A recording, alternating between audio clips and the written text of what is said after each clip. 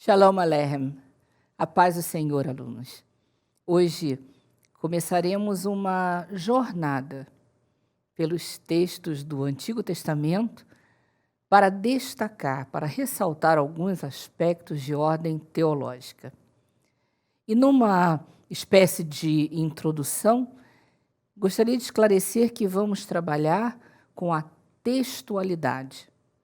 Não é nossa intenção ou princípio trabalhar com uma abordagem alegórica das Escrituras Sagradas.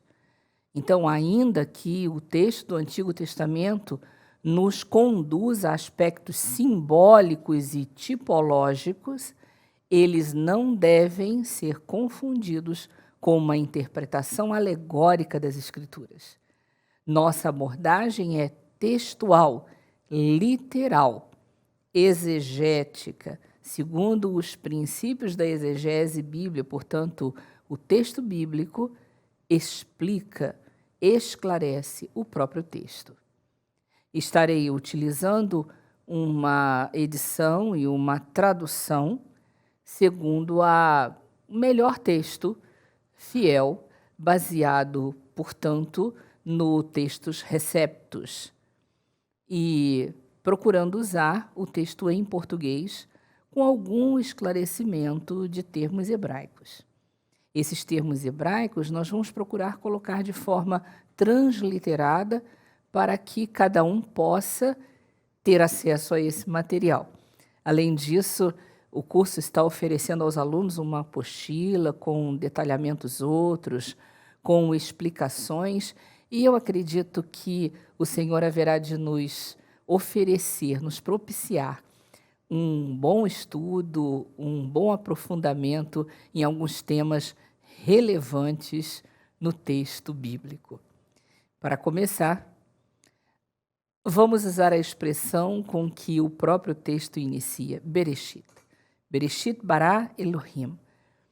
Bereshit, no princípio, é um termo que não deve ser entendido apenas de forma cronológica, como um marcador temporal, mas, sobretudo, como uma introdução a um texto que vai trazer os princípios da palavra de Deus. No princípio, significa que o princípio de tudo aquilo que Deus vai revelar está ali. E logo em seguida o verbo bará, um verbo especial. É um verbo hebraico especial porque só pode ser conjugado tendo como sujeito o termo Elohim. Não há outro sujeito para o verbo bará, apenas Elohim bará. E o verbo bará é composto por 3 consoantes, bet, resh e aleph. Se nós lembrarmos, bet é a letra de ben, filho, resh é a letra de ruach, espírito, aleph é a letra de Abba, pai. Então, no princípio, o Pai, o Filho, o Espírito de Deus criaram os céus e a terra. A beleza do uso desse termo também é que bará é um verbo que significa criar, havendo algo antes ou não, ainda que creiamos plenamente que a criação é a partir do nada. Ainda assim, o verbo bará pressupõe que aquele que cria não precisa de material anterior para criar, não precisa explicar as motivações para a criação, não precisa definir propósitos, ele é soberano em toda a criação. Assim que, sabiamente, Davi usa o mesmo verbo ao pedir ao Senhor: cria em mim, ó Deus, um coração puro. Ou seja, aproveitando alguma coisa do antigo Davi ou não, tendo de fazer novas todas as coisas, explicando o motivo pelo qual o Senhor vai me transformar ou não. Não importa, Senhor, cria em mim um novo homem, um coração novo, um coração puro. Esse é o verbo da criação. O Senhor cria. Elohim bará. E como nós entendemos que o texto do Pentateuco, os 5 primeiros livros da Bíblia, esse texto foi escrito de forma uncial, ou seja, sem divisão de capítulos, de versículos ou mesmo de palavras. Nós não vamos pretender colocar uma teologia de queda e de destruição de uma criação primeira entre o primeiro e o segundo versículos, porque num texto uncial não há lugar para isso. Embora as interpretações possam ser variadas, nós não temos como defender, pelo estudo textual, uma teologia que se insira aqui. Sim, mas a terra era tohu e bohu, ela estava sem forma e vazia. Ora, estar sem forma e vazia para o conceito judaico não significa um problema. Estar sem forma significa estar propenso a ganhar uma forma. E estar vazio significa estar propenso a ser cheio. Da mesma maneira, o Senhor viu a nossa substância ainda sem forma. Isso não significa que estávamos caóticos no ventre de nossas mães. O conceito de caos não é um conceito textual bíblico, é um conceito grego. Caos é um deus grego terrível. E nós não encontramos essa palavra no texto bíblico. Então, ou dizemos que no princípio era o verbo, ou diremos que no princípio era o caos. A ideia de caos é uma ideia grega, é uma ideia helênica, de um deus grego terrível. E o texto bíblico original, hebraico, não contém essa ideia. Nós não podemos inseri-la aqui. A terra ser tohu vebohu significa apenas dizer que ela estava pronta a ser tocada, transformada, operada pelas mãos do Criador, pelo Espírito, pelo ruar de Deus, que se movia sobre a face das águas. Também o outro aspecto importante a destacar é o termo Yom, traduzido como dia, mas nós sabemos que o dia de 24 horas não pode ter sido o dia inicial, pois a marcação das 24 horas só vai acontecer depois que os luminares forem estabelecidos. Então, é perfeitamente possível entender que Yom se refere a uma etapa de tempo que nós não podemos precisar qual seja. Não há aí uma tentativa de conciliar a ideia evolucionista e a ideia criacionista. Apenas estamos nos focando no texto e no termo como ele é. O Senhor cria todas as coisas, o Senhor as faz perfeitas, e destaco ainda a expressão com que ele encerra etapas da criação. E diz o texto, na nossa tradução, e assim foi. Vayehi-hem. Vayehi-hem não tem a sua melhor tradução como e assim foi. Na verdade, a tradução literal é e foi sim. Então, o Senhor não está preocupado em dizer como foi, apenas que foi, que ele operou, que ele criou e foi sim. E aí nós temos a criação do homem, a criação da mulher, o estabelecimento da primeira família e da descendência desse homem. Ora, teologicamente, eu preciso destacar uma sequência de nomes que vai anteceder o dilúvio. Como o nosso curso aqui não é um curso de introdução ao Antigo Testamento, eu suponho e parto do pressuposto de que o aluno já está inteirado dos detalhes da narrativa. Então, nós estamos aqui pontuando algumas coisas que são teologicamente importantes. Por exemplo, nasceu, é feito Adão, e Adão significa adumá, terra. Literalmente, o seu nome significa terroso. Ele é o terroso, que será pai de Sete. Sete aqui nada tem a ver com o numeral 7, que em hebraico seria Sheva. Sete significa substituto ou substituto apontado, e que será pai de Enosh, nome que significa mortal. Enosh será pai de Quenã, cujo nome significa sofrimento. E Quenã, pai de Maalalel, que significa o Elohim bendito. De Maalalel nascerá Yared, que é um verbo no futuro. Significa descerá. Yared dará luz a Enoque, que significa ensinamento, instrução. E Enoque será pai de Metusselá, Matusalém. Matusalém significa sua morte trará. Estranho nome para se dar a uma criança. Sua morte trará. Metuselá, pai de Lameque. Lameque é um objeto indireto. Lameque, para o desesperado. Você já pensou? Nascer uma criança e essa criança receber o nome de para o desesperado? Parece uma coisa sem sentido, sem lógica, deslocado. Lameque é pai de Noa, que significa conforto, consolo, descanso. E agora nós vemos que, numa época em que as pessoas se apresentavam segundo as suas genealogias, a citação dos nomes traz uma mensagem. Dessa forma, o terroso,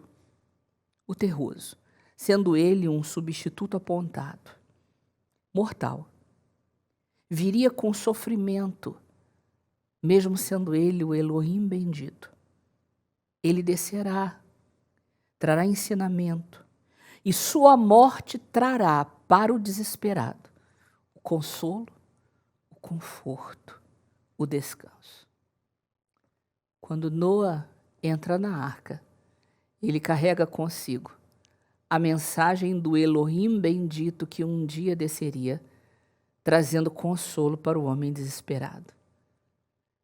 Toda a mensagem do Evangelho entra na arca, junto com Noa e com os seus filhos, para que pudesse essa mensagem depois ser repartida por toda a humanidade. Vejam que nós não estamos falando de uma revelação progressiva. Nós estamos trazendo aqui uma visão e uma ideia de uma revelação que é plena, completa e profunda desde o seu início, e que apenas vai sendo compreendida pelo homem no passo a passo da sua caminhada. Noa carrega consigo o evangelho eterno na arca. Junto com ele, seus 3 filhos, Sem, Ham e Afé. Por favor, ressaltando aqui que, segundo a história, segundo a narrativa, Ham não foi amaldiçoado. O nome dele não é cão, o nome dele é Ham, que significa quente, e Afé significa bonito. Shem ou Sem, porque o Shim vai variar a sua pronúncia conforme a colocação de um pequeno sinal que nós não temos no texto original. Então, ou ele é o ungido, o cheio de gordura, ou ele é aquele que carrega o nome. Ora, não importa. De fato, as 2 ideias se cumprem nos semitas. A partir dos semitas vem Abraão e as alianças e a revelação e a promessa e Davi, o filho de Davi. Nós, brasileiros, temos a graça de sermos o resultado de toda essa mistura étnica. Então, eu gosto de dizer que somos ungidos, somos bonitos e somos quentes. Ham, apesar de ter visto a nudez de seu pai, de ter ferido ali o respeito à autoridade, não é amaldiçoado. O texto é claro quando diz: maldito seja Quinaã, filho de Ham. E os cananeus não habitaram o continente africano, mas habitaram a terra dos cananeus. Então, não há respaldo teológico que foi buscado pela Igreja de Roma em tempos antigos para justificar a escravidão dos povos africanos. Esse respaldo não está nas Escrituras Sagradas. Não há base teológica para dizer que as nações africanas foram amaldiçoadas. Não existe essa maldição. A maldição repousa sobre o neto de Noé. Por que Noé não amaldiçoou o filho, que o viu desnudo, mas o neto? Eu não sei por quê, mas glorifico a Deus por sua compaixão, por sua misericórdia, que restringiu o peso dessa maldição sobre os povos da terra de Canaã. E mesmo estando essa maldição sobre eles, vamos lembrar que esses povos que ali se multiplicaram, que ofenderam a Deus, que fizeram sacrifícios humanos, que fizeram coisas abomináveis diante de Deus, mesmo assim, só foram expulsos das suas terras depois de 400 anos do povo judeu no Egito. Por que não antes? O texto diz, porque ainda não havia se cumprido a medida da afronta dos povos daquela terra.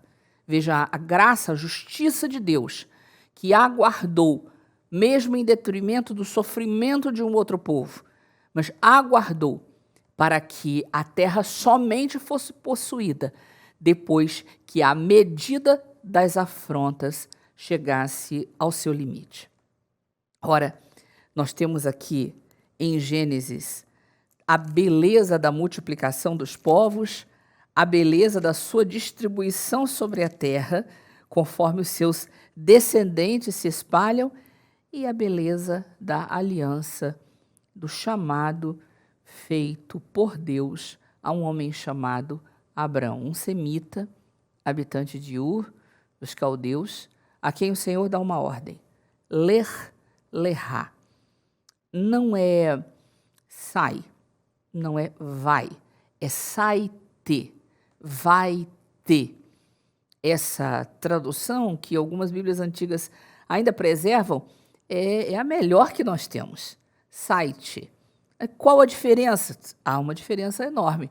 Se eu digo ler-lerá, eu estou dizendo sai, mas não sai sozinho, não. Sai e leva todo o teu ser junto. Sai-te. Sai todo. Sai inteiro. Sai sem olhar para trás. Sai e carrega o teu ser contigo. A tua bagagem é o teu ser. Sai inteiro. Esse é o chamado de Deus a Abraão. Esse é o chamado que Deus faz a ele e que ele cumpre, que ele obedece, carregando consigo a sua meia-irmã Sara e também o seu sobrinho. Não é errado o fato de Ló ir com Abraão. Não é errado. Afinal, havia um compromisso de Abraão como tio daquele jovem órfão para poder fazê-lo caminhar. Na verdade, o erro de Ló acontece mais tarde, depois de prosperar, depois de crescer, depois de seus trabalhadores se multiplicarem, quando então ele tem uma oportunidade de ter um gesto de excelência, de dizer, se meus trabalhadores estão contendendo com os teus, meu tio, eu vou despedir os trabalhadores, eu vou matar o rebanho, eu vou fazer um churrasco, eu vou vender as ovelhas, mas eu vou caminhar com o ungido, com o abençoado. Foi uma pena, Ló perdeu essa oportunidade, mas essa oportunidade é restaurada. Uma descendente de Ló, uma moabita, chamada Ruth, um dia tem a oportunidade de voltar à terra dos seus ancestrais, ou de caminhar junto a uma mulher judia, idosa, viúva, sofrida. E ela dá a resposta que Ló deveria ter dado naquela ocasião. Onde tu fores, eu irei também. Onde tu pousares, também pousarei. Teu povo é o meu povo. Teu Deus é o meu Deus. A oportunidade de ter uma atitude de excelência é rara, é pontual e deve ser aproveitada. Ló perdeu a oportunidade, mas Rute, a moabita, a aproveitou e reverteu para uma descendência moabita. Um mal que o seu ancestral não soube, infelizmente, impedir. Qualquer tempo, qualquer povo, em que alguém entenda onde está a bênção, onde está o Senhor da bênção, e decida segui-la, ali o Senhor guiará, levantará a semente, e dessa semente podem vir reis, ungidos, sacerdotes, abençoados, para abençoar a terra. E daqui a pouco prosseguimos pelas páginas da Escritura Sagrada.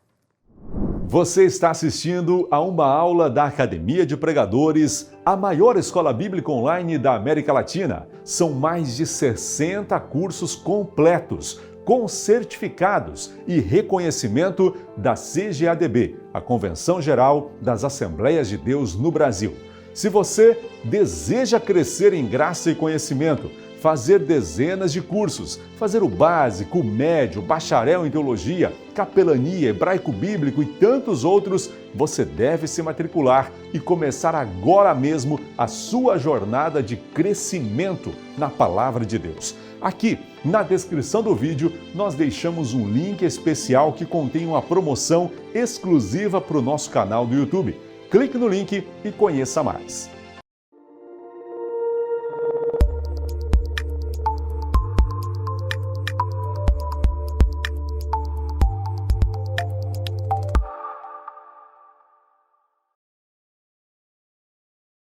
Você está da Academia de Pregadores e essa é a disciplina sobre Teologia Pentecostal.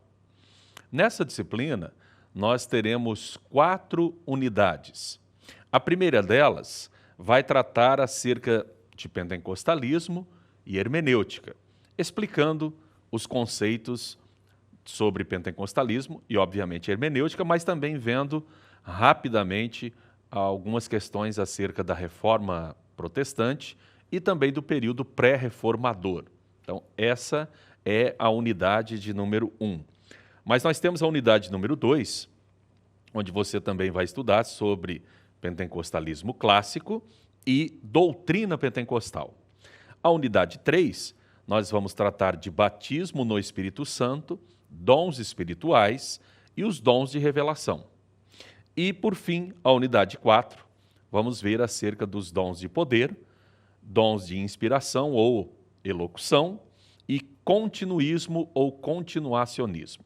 Portanto, você que está estudando conosco, é um privilégio, um prazer me dirigir a você.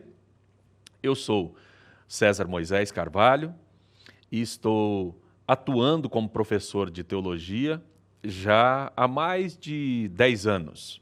Também tenho o privilégio de escrever algumas obras e lecionar em todo o país, em escolas bíblicas, em eventos ligados à área teológica e também em instituições de teologia. Portanto, nós temos uma trajetória dentro da área teológica e temos nos dedicado nos últimos anos ao estudo específico da teologia pentecostal. Portanto, é um prazer, uma alegria podermos juntos, nesses pequenos momentos, são breves momentos, né? Nossas aulas são aulas de 20 minutos, em que a gente vai poder meditar juntos acerca dessas questões. Então, por isso mesmo, eu gostaria de passar a você algumas regras muito simples, para que você possa ter uma eficácia, né, e um aproveitamento melhor no seu aprendizado enquanto estudante de teologia. Pois bem, essas regras são muito básicas. Mantenha sempre, né, à mão uma forma de anotação, sendo que você pode fazer determinadas anotações dentro da própria plataforma de cursos da academia, mas é importante que você preste muita atenção em conceitos que às vezes você desconhece esses conceitos, para que você possa posteriormente estar buscando o aprofundamento nesses conceitos. Uma coisa muito interessante é que os 20 minutos de aula são, obviamente, 20 minutos para exposição panorâmica de qualquer um desses conceitos que aqui serão expostos. Então, nenhum deles será trabalhado de maneira exaustiva, de maneira completa, porque isso ia requerer, na verdade, muitas e muitas aulas para a gente trabalhar. Então, a ideia é justamente que o aluno possa se apropriar daquilo que a gente traz aqui, mas ele vá buscar também por si, né? Ele vai se aprofundar na bibliografia indicada, o aluno possa, né, estar buscando se aprofundar nessas leituras que são indicadas em cada uma das disciplinas pelos professores, para que ele possa se aprofundar e assim conhecer mais. Nunca se esqueça disso, o seu aprendizado tem a sua participação, né? Eu tenho uma responsabilidade enquanto professor, os demais colegas também, mas você, enquanto aluno, tem uma parte muito substancial nesse processo de crescimento, de conhecimento, quando você se engaja, quando você se aplica, quando você se torna um aluno realmente comprometido com aquele conteúdo, você pode usufruir e pode aproveitar muito mais de qualquer curso que você fizer, tá bom? Então, são apenas essas dicas muito simples para que você esteja devidamente inteirado e preparado para um aproveitamento melhor, um aprendizado profundo daquilo que nós trouxermos para você aqui. Muito bem, a primeira unidade, que trata sobre pentecostalismo e hermenêutica, começa de maneira tanto histórica quanto metodológica. Diz histórica porque, quando se fala em pentecostalismo, é preciso compreender que nós estamos tratando de uma questão relacionada a uma classificação sociológica. É muito importante a gente entender isso. Chama-se de pentecostalismo o grupo nascido dos avivamentos ocorridos no início do século passado em todo o mundo, não apenas nos Estados Unidos. Hoje, as pesquisas dão conta de que, sem nenhum contato com Charles Farrar nos Estados Unidos, ou com William Seymour, também dos Estados Unidos, estava acontecendo determinados movimentos pelo mundo, no continente africano e mesmo no continente americano, na parte latino-americana onde nós estamos, como por exemplo no país do Chile, já estava acontecendo determinados movimentos que são muito similares ao que aconteceu em Azusa, na rua Azusa 313, né? É muito falado, mas às vezes as pessoas pensam que apenas ali é que aconteceu isso e dali irradiou para o mundo. Sem dúvida alguma, muitos movimentos foram fundados a partir daquele evento inicial. Mas não podemos dizer que todos os movimentos pentecostais pelo mundo nasceram provenientes do que aconteceu ali nos Estados Unidos da América. Não. Nós temos movimentos independentes que estavam ocorrendo, de forma que isso é um fator bastante interessante que hoje os historiadores estão dando conta, estão trazendo para nós esse tipo de informação.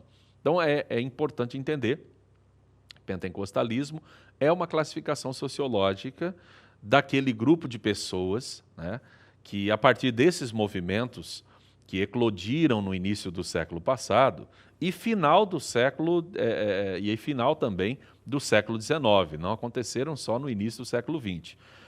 A gente sabe hoje de denominações como a Igreja de Deus que nasceram anterior, né, ao século XX, né? Ela nasceu no final do século XIX e não tem uma relação direta com o avivamento ocorrido nos Estados Unidos em Azusa.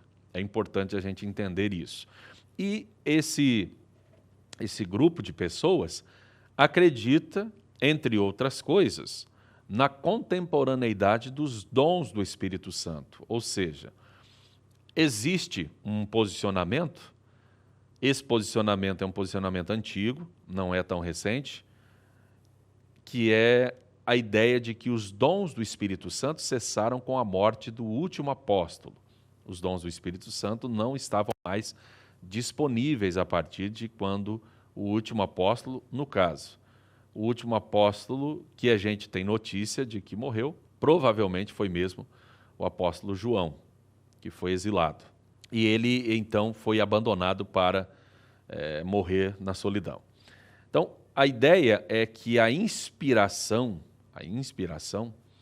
ela cessa a partir do momento que morre o último apóstolo, e a partir daí nós não temos mais qualquer tipo de presença ou visitação do Espírito Santo para essas questões que foram muito diretas, que foram muito presentes durante todo o período do desenvolvimento do cânon, tanto do Antigo Testamento quanto do Novo Testamento.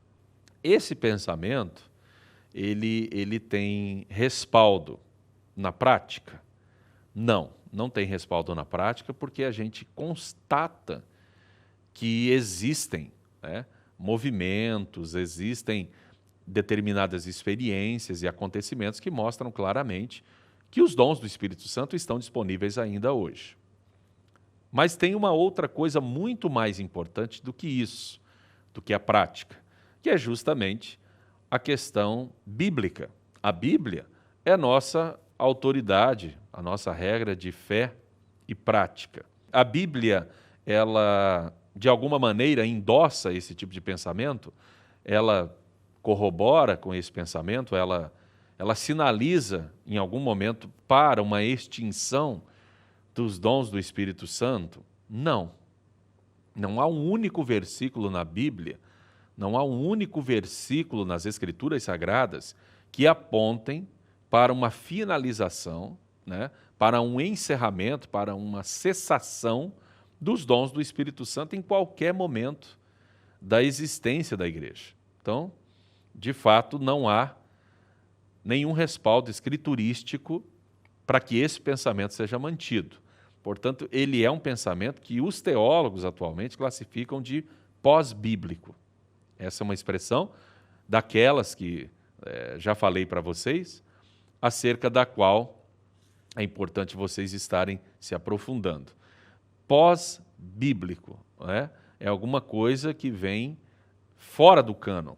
E sendo fora do cânon, não há necessidade alguma de que nós adotemos esse tipo de postura e coloquemos essa postura como uma postura, ou essa doutrina como uma coisa autoritativa. Ela não tem autoridade, principalmente por não contar com o respaldo das Escrituras Sagradas. Portanto, eu quero que fique absolutamente claro, desde o início, que este é um posicionamento pós-bíblico. Ele não tem respaldo nas Escrituras Sagradas e, portanto, nós não somos obrigados a concordar com ele, porque ele não tem peso, não tem fundamento escriturístico.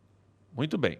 Colocado isso, é importante entender por que pentecostalismo. O nome Pentecostes, como nós sabemos, ele é o nome de uma das 3 grandes festas realizadas pelos judeus. Nós temos a festa dos tabernáculos, nós temos Pentecostes e nós temos Páscoa. Não necessariamente nessa ordem, porque, na verdade, a festa de Pentecostes acontece 50 dias após a Páscoa. Justamente por isso, tem um significado de 50º, porque são 50 dias decorridos após a realização da festa da Páscoa. E então, o que acontece nessa festa de Pentecostes?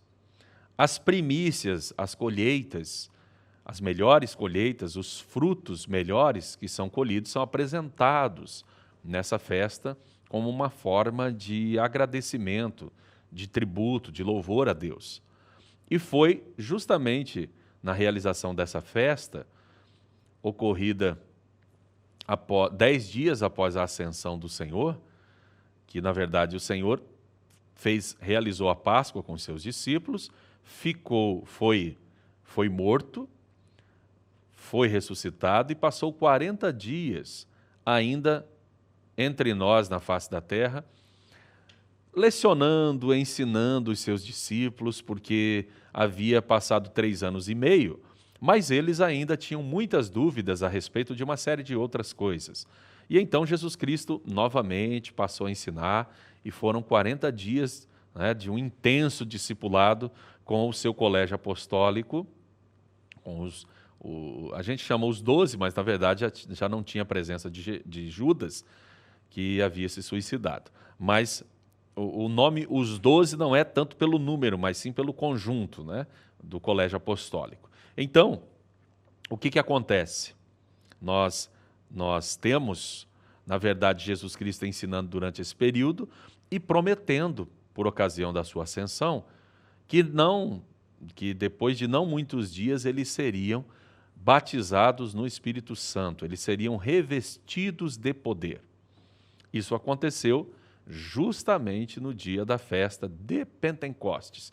Por isso, nós, os crentes carismáticos que acreditamos na contemporaneidade dos dons do Espírito, e especialmente os chamados pentecostais clássicos, que são também aqueles que defendem a glossolalia, né, as línguas estranhas, como evidência inicial de termos sido batizados no Espírito Santo, então nós ficamos conhecidos como pentecostais, né?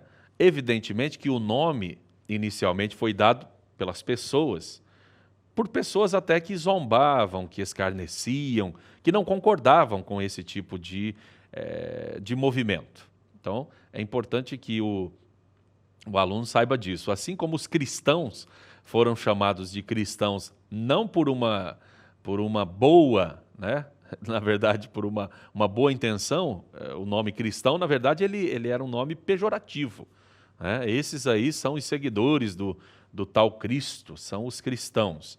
Então, não foram, na verdade, esse título não foi atribuído aos irmãos, né, do primeiro século por uma questão bondosa, mas sim por uma questão até mesmo desprezível.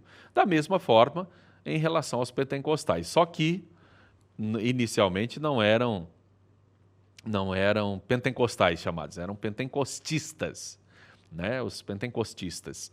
E então essas designações elas foram dadas de maneira jocosa, pejorativa, zombeteira, mas com o passar do tempo adquiriu realmente peso sociológico, peso histórico, de forma que hoje são classificados como pentecostais. Existem também os chamados carismáticos, só que os carismáticos, eles não são, não há uma classificação muito simples para carismáticos, né? No Brasil, por conta da renovação carismática da Igreja Católica, Apostólica Romana, algumas pessoas confundem. Mas a classificação como carismático hoje, ela é até mundial e ela abrange todas aquelas pessoas, aqueles cristãos que acreditam, né, na contemporaneidade dos dons do Espírito, que podem não ser necessariamente pessoas adeptas do batismo no Espírito Santo, com a evidência inicial de se falar em outras línguas. Então, por isso, essa pessoa ela é carismática e não necessariamente pentecostal clássica.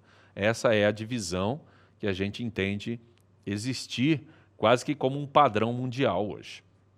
É importante a gente estar entendendo isso. Então, quando a gente fala de teologia pentecostal, a gente está falando de uma teologia que é pensada a partir dos pressupostos que marcam as ideias pentecostais. E essas ideias não são invencionices, não são produto estadunidense, como alguém pensa, mas são ideias que são extraídas da reflexão das Escrituras Sagradas, com base justamente naquilo que ela nos coloca acerca dessa questão dos dons do Espírito, do relacionamento dos seres humanos com a presença do Espírito Santo nas suas vidas.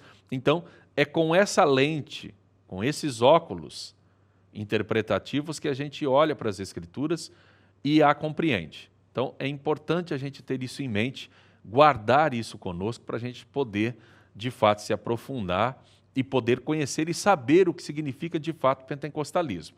Existem muitos equívocos que se espalham por aí, existe muita desinformação que se espalha por aí acerca de pentecostalismo e como muitas igrejas, muitas denominações são abertas, né, supostamente respaldadas dentro da posição pentecostal, então isso acaba contribuindo para alguma desinformação, para alguma distorção desonesta das coisas. Mas, na verdade, é interessante que a gente tenha claro que os pentecostais são, como todos os demais cristãos, pessoas que acreditam não só na contemporaneidade do Espírito, dos dons do Espírito, mas também em todas as doutrinas mestras da fé cristã que são esposadas, né, pela tradição cristã como um todo.